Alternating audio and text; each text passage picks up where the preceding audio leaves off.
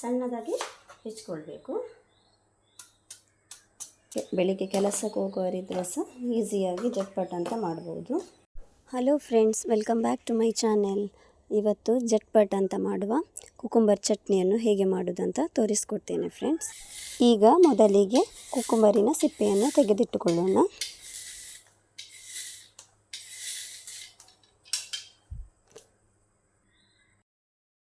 ಕುಕುಂಬರಿನ ಸಿಪ್ಪೆಯನ್ನು ತೆಗೆದಾದ್ಮೇಲೆ ಈಗ ಸಣ್ಣಗೆ ಕಟ್ ಮಾಡ್ಕೊಳ್ಳೋಣ.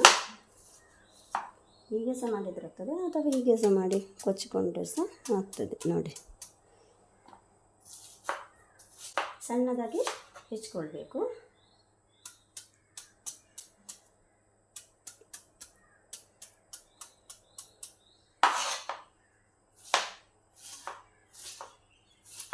ಈಗ ಎಲ್ಲ ಕುಕುಂಬರ್ ಕಟ್ ಮಾಡಿದೆ ನೋಡಿ. ಸಣ್ಣಗೆ ಈ ಥರ ಸಣ್ಣಗೆ ಕಟ್ ಮಾಡಿ ಆದಮೇಲೆ ಒಂದು ಬೌಲಿಗೆ ಹಾಕೊಳ್ಳೋಣ.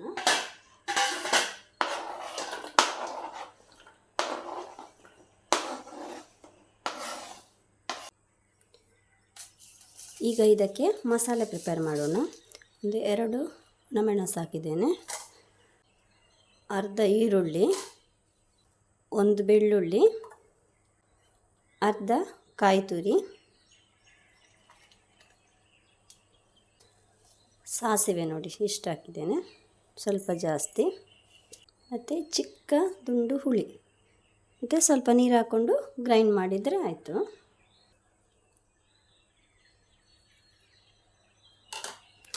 ಈಗ ಇದನ್ನೆಲ್ಲ ಗ್ರೈಂಡ್ ಮಾಡಿ ತರ್ತೇನೆ.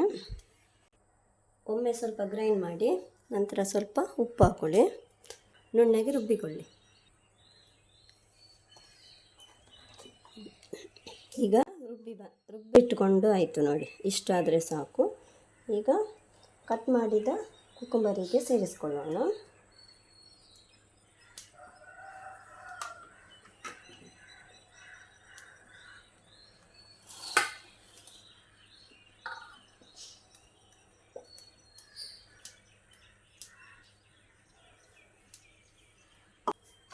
ಮಿಕ್ಸಿ ತೊಳೆದ ನೀರನ್ನು ಹಾಕ್ತೇನೆ.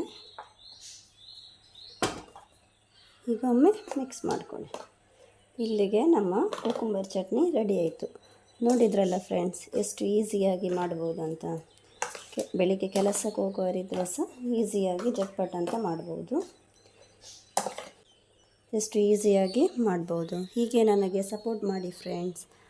ಈ ರೆಸಿಪಿ ನಿಮಗೆ ಇಷ್ಟ ಆದರೆ ಲೈಕ್ ಮಾಡಿ, ಶೇರ್ ಮಾಡಿ, ಸಬ್ಸ್ಕ್ರೈಬ್ ಮಾಡಿ. Thanks for watching. ಬಾಯ್.